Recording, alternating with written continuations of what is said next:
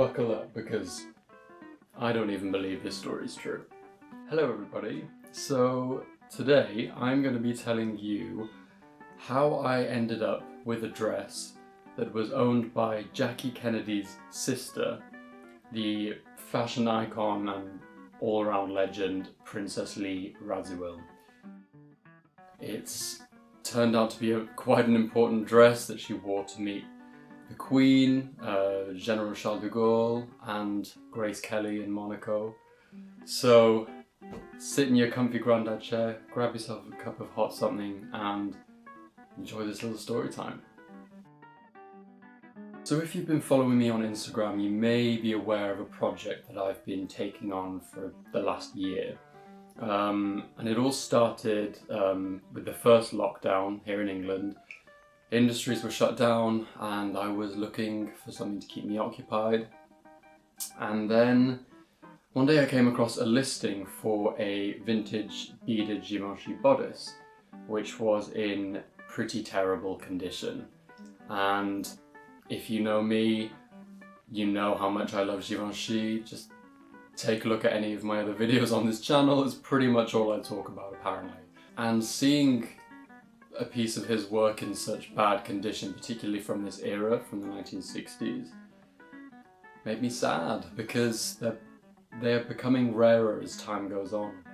So I had this irresistible urge to buy it with money I did not have and restore it to how Givenchy originally intended.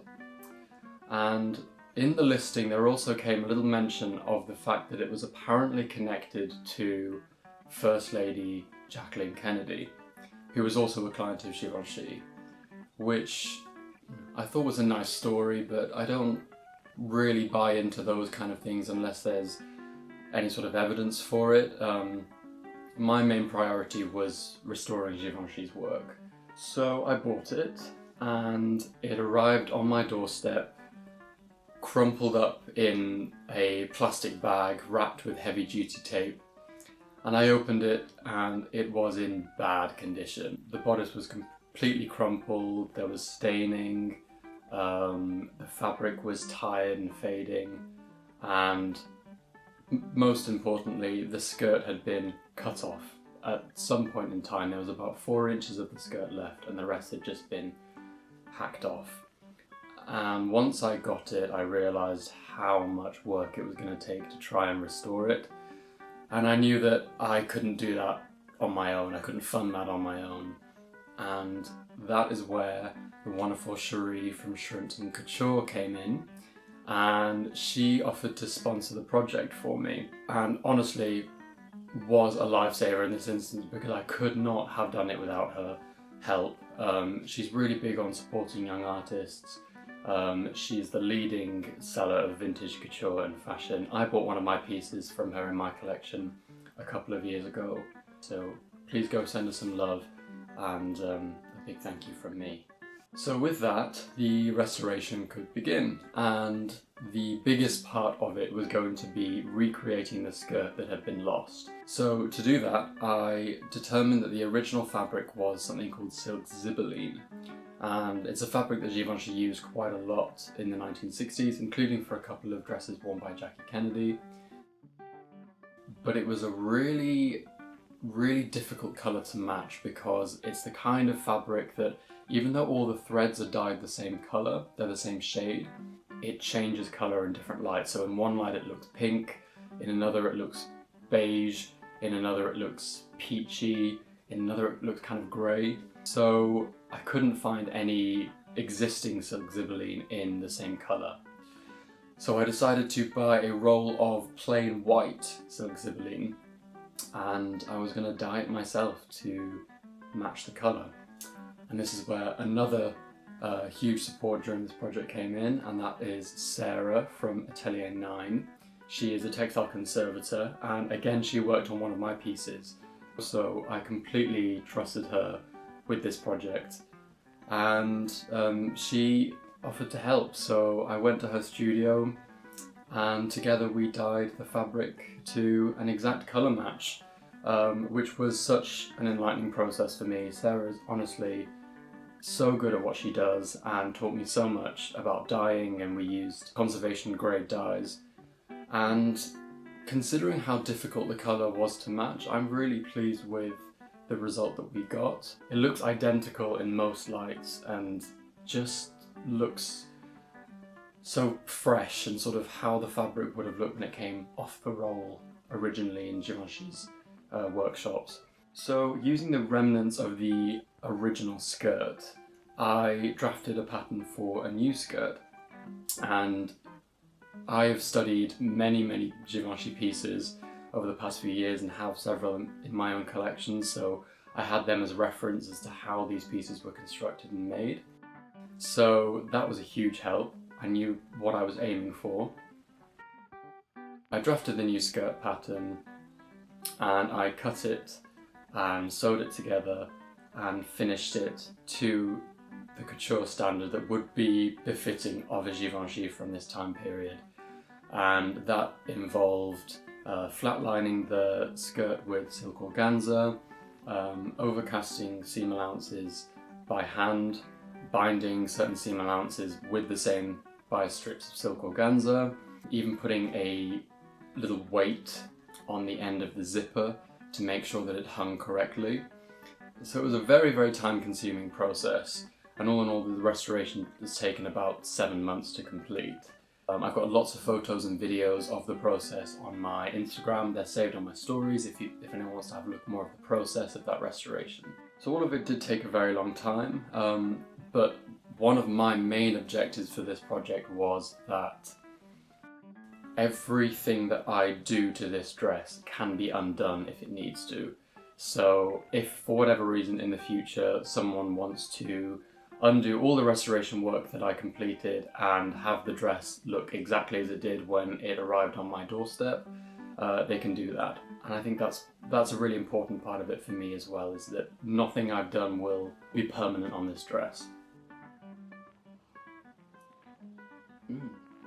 So while all this was going on, I was doing hours of research, trying to find out more about the history of this dress, maybe trying to find out what collection it came from. Is always a good start, especially when trying to recreate the skirt. It would give me a better reference of the shape and style. But nothing was really coming up. I've handled and know Givenchy's work enough to know that this piece was authentic. It had everything I look for in a Givenchy piece.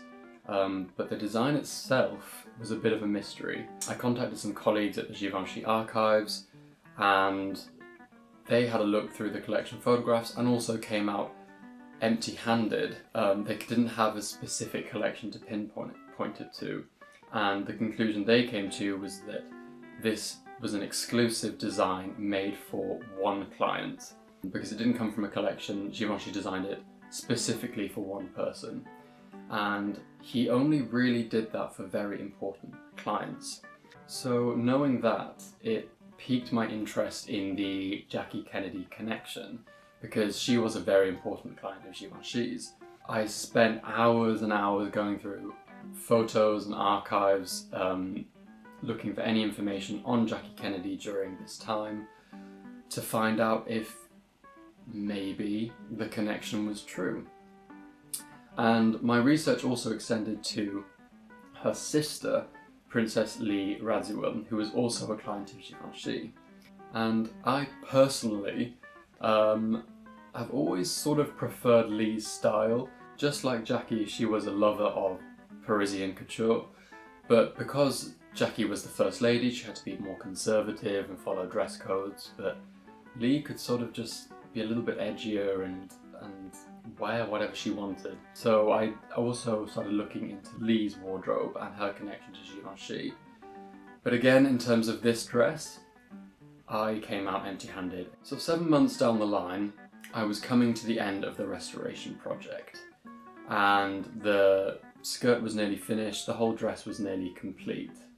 And then one day, out of the blue, I got a message on Instagram from a lovely young guy called Jesus, and in the message there were a couple of images attached that he thought I might be interested in.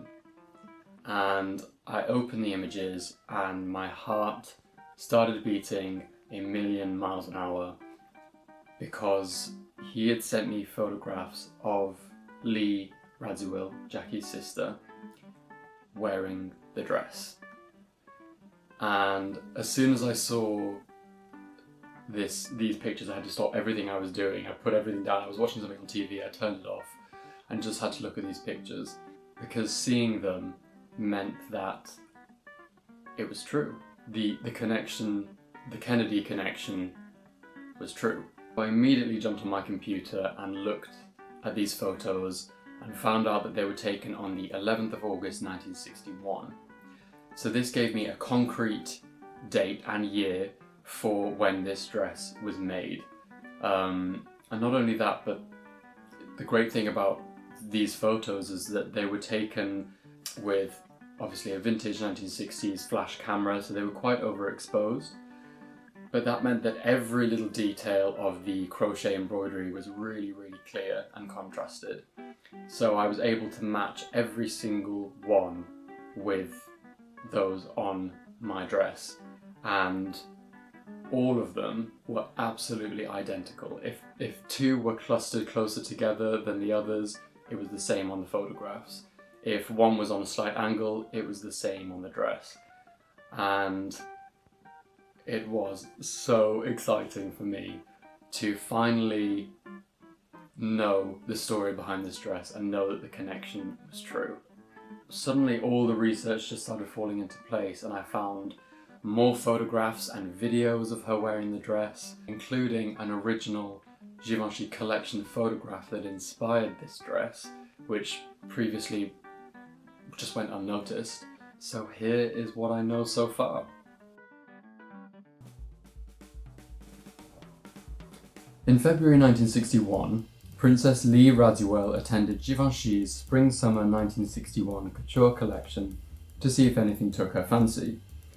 As a regular client of Givenchy, it wasn't unusual for Lee to find something from each of his showings to add to her wardrobe. This collection was no exception. Model number 3390 featured a bolero jacket made from guipure lace accented with teardrops of pink crochet, silver Swarovski crystals, white cupped paillettes, and clear seed beads. Lee clearly loved this embroidery, but wanted something different. Something a little more exclusive that only she would have. Now this was not unusual for important clients. In fact, Jackie Kennedy also selected Givenchy's floral embroidered evening dress, but wanted it in a different colourway, choosing to have it made in ivory silk zibeline for her visit to Paris in the May of that year. It's said that Lee attended the fittings for Jackie's Givenchy dresses herself to avoid chances of the press discovering Jackie buying French couture instead of the American designers she was supposed to represent as First Lady. And so, Givenchy made Lee a dress, using the same crochet embroidery, but designing it to have a high bateau neckline, which scooped lower in the back, and a full evening skirt of rose gold coloured silk zibeline. The dress was first worn by Lee on the 31st of May 1961 for an evening at the Élysée Palace in Paris. It was an event that was hosted by General Charles de Gaulle in honour of US President John F. Kennedy and his wife Jackie, who were in Paris as part of their European tour. Here is Lee, who, due to protocol, had to be presented to her own sister, and here is the dress. The next event she wore it to was at Buckingham Palace on the 5th of June 1961 to meet Queen Elizabeth and Prince Philip. She was there along with JFK and Jackie, who were in London, again as part of their European tour. If anyone's seen that episode of The Crown where the Queen met Jackie, this dress was worn to that actual dinner. Interestingly, that night Jackie Kennedy wore a copy of a Givenchy dress by Chez Ninon. This was another way for her to wear her favourite French designs without criticism, by having them copied in the US by boutiques such as Chez Ninon or American-based designer Oleg Cassini. But because Lee was not the First Lady, she was free to wear her favourite Givenchy designs. Finally, Lee wore the dress again on the 11th of August 1961 to a ball in Monte Carlo, hosted by none other than Princess Grace of Monaco, Grace Kelly. It was a highly anticipated event organised to raise money for the Red Cross and was hosted by Grace annually. So with all this, a question presented itself. How did this dress end up on my doorstep here in England, wrapped in a plastic bag with the skirt cut off? Well, while some of that is still unknown, I have been able to put some of the pieces together. And that starts with the fact that in 1962, Lee had a publicised falling out with Givenchy, which resulted in her vowing to never wear his designs again. By 1962, Givenchy had laid down rules which stated that when he was presenting a new collection, his clients could view them first, and the press had to wait until a few weeks later to view it themselves. This stemmed from the fact that the press had the power to declare that a collection was good or bad, or praise or make fun of certain designs, all of which could sway the client's decisions to purchase pieces. In 1962, however, Lee had started writing for McCall's magazine, which meant that she was technically part of the press.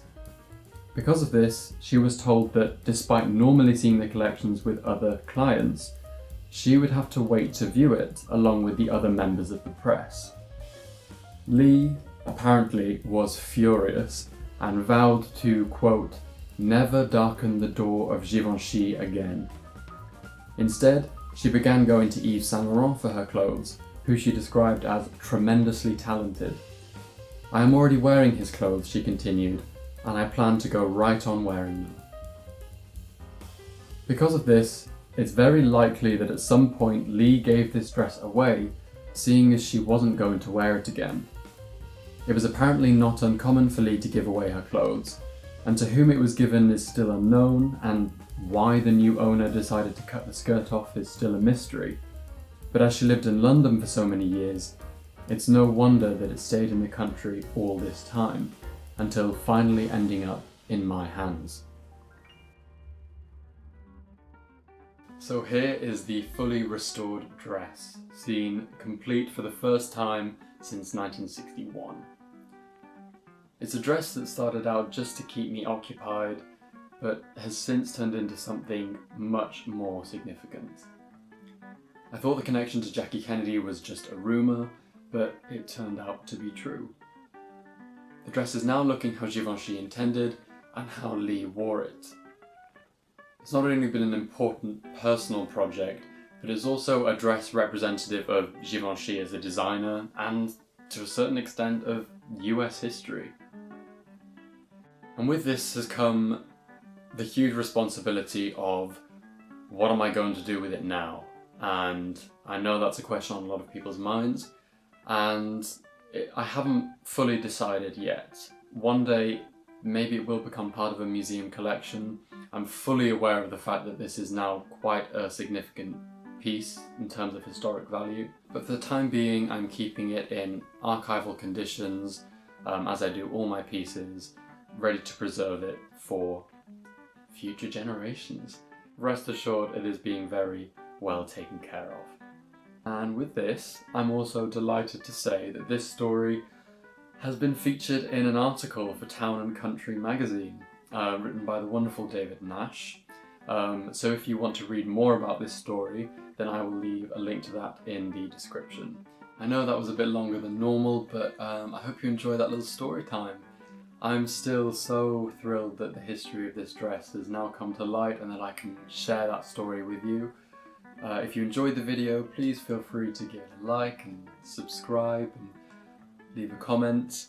You know the drill. Please be kind and stay tuned for the next one, and I hope you have a lovely day wherever you may be. Cheers.